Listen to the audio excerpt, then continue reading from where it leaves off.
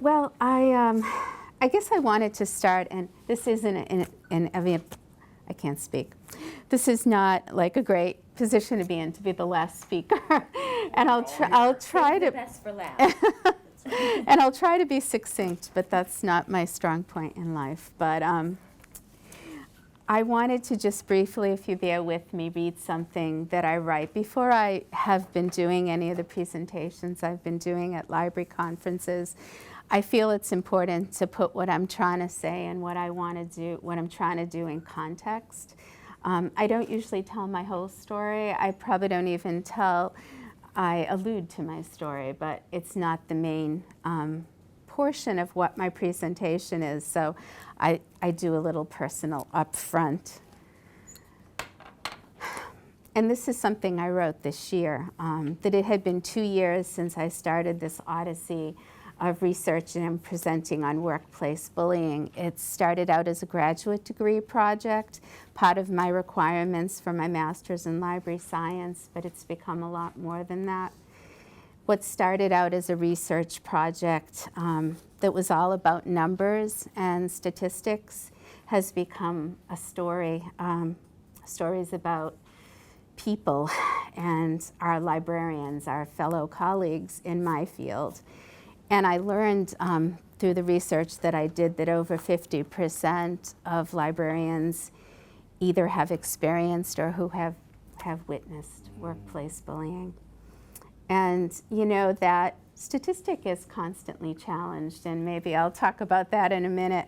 I think the hardest thing for me is, besides learning to speak in public, which is not something I do easily, is dealing with the skepticism and dealing with the questions. And for that, I always bring my ringer in. She's a friend of mine, a colleague. She was my PowerPoint consultant, her and her daughter, to make my presentations look pretty so people wouldn't fall asleep or whatever they do in workshops. But she is the nicest, one of the most respected persons in our state in terms of libraries. She was president of the Massachusetts Library Association.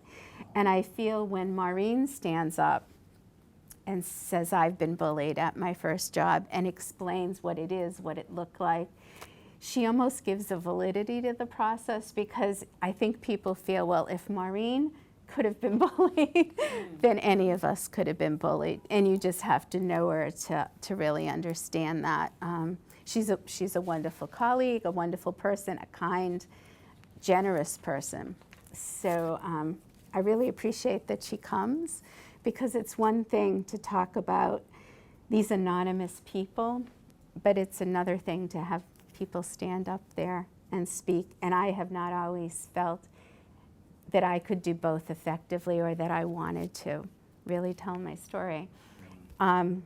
What I was trying to do is tell people what I feel my research tells as a story, because I felt that it was a story that needed sharing. When I did this, it was really, as I started to say, a degree program. As I said yesterday, I think most of you were here, some of you weren't. I love literature. I love young adult literature.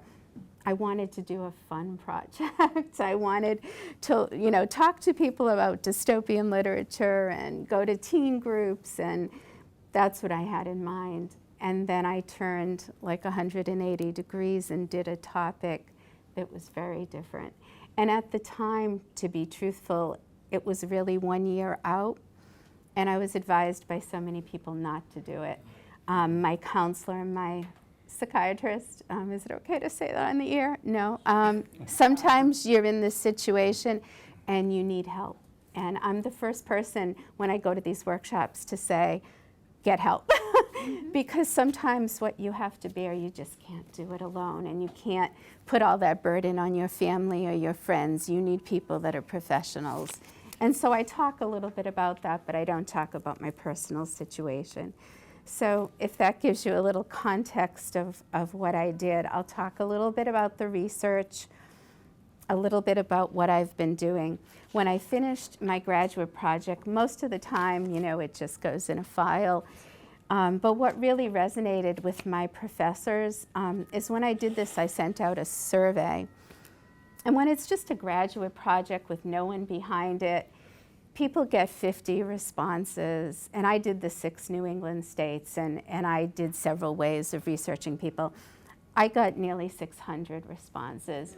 And my professors were like, this is unheard of, you don't, a student, because people will just click through that, you get those emails, you click through them. So obviously something was resonating with the people. And in some ways I've had to defend the statistics. And again, when people question that, I say, this was my first graduate project. I know it might not stand up to scrutiny that 45% of the people in, because people might have been more motivated to complete the project and to complete the survey because they were bullied. So I kind of deflect those questions when I get them, because I say, even if it was half of what I'm reporting, even if it was one person in your organization, your friend or your sister, then their story is enough. So it's like trying to deal with the skeptics and trying to turn the statistics into stories.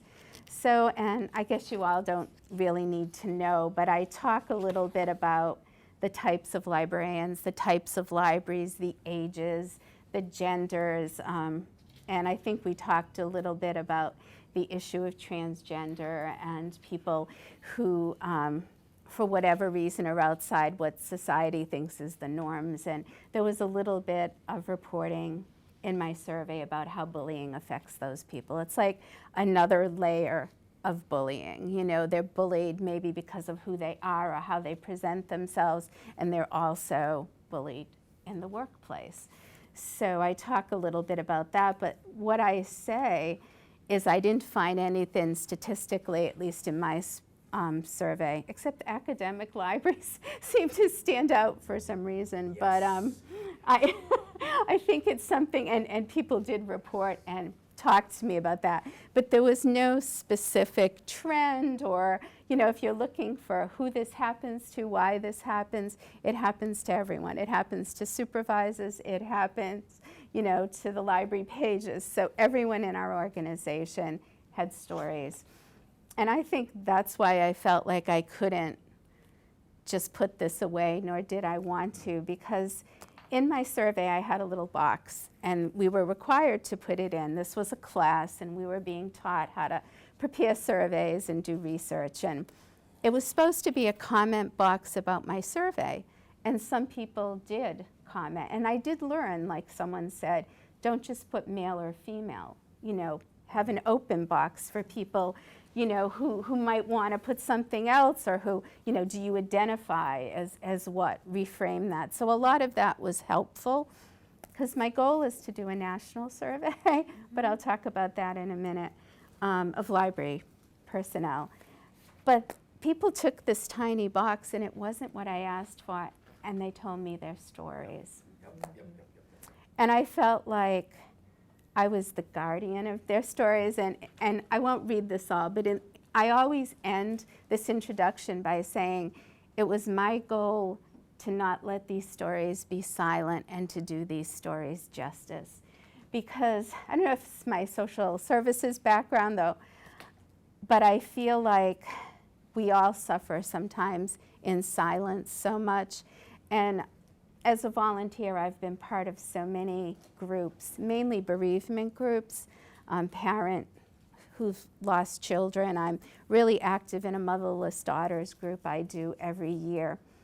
And I feel like those stories are important, and they're important to be told, and bringing them up and empowering those memories to be different, rather than, like in my case, nightmares and things that plague me. They're my story, they're part of my life, just like losing my child or losing my mother. And there's some way to take those stories and weave them into the fabric of who you are. And so that's what I feel I had to do. And again, I was advised against that by a lot of friends who were like, Carol, you're trying to get work again. You're gonna go and you're gonna talk about workplace bullying, and you're gonna relive or relive the experience, but also bring it out into the open more. And as I think I said yesterday, either in the group or to a few of us, our field is very insular and incestuous in so many ways. You know, I worked in a small town where the library used to be a place where everyone worked. And everyone knew everyone, and you had to live in that town. And, you know, one of my colleagues, all three of her children worked there. And, you know, I mean, it wasn't a selective process. It was kind of like if you knew someone or you. And coming in as a stranger is sometimes really hard. So I think it was a challenge to me professionally. And to be honest, I have not worked again. I worked for a temporary agency, and I think I shared with some of you I was able, in asking to be a director for one of those temporary agencies, to really make some change. And and I could have hid. It was a better thing to do. It's what my bosses in the agency advised me to do, but I chose to make some changes in the structure. Some people that were being targeted to change their roles, to broaden their hours the way their job should have been. And I found out that that supervisor who was causing this really dysfunctional setting left 2 months after. So not that I'm proud that someone left, because it was their life and their career, but I'm proud that I stood up for those people, because I feel it's one thing to do this, it's one thing to share stories, but somehow we have to also empower people to take action. And I was lucky. I was in a situation, the trustees, actually I shared this at dinner, one of the best reference letters I've ever received in my life came from the trustees of that library, thanking me for what I did.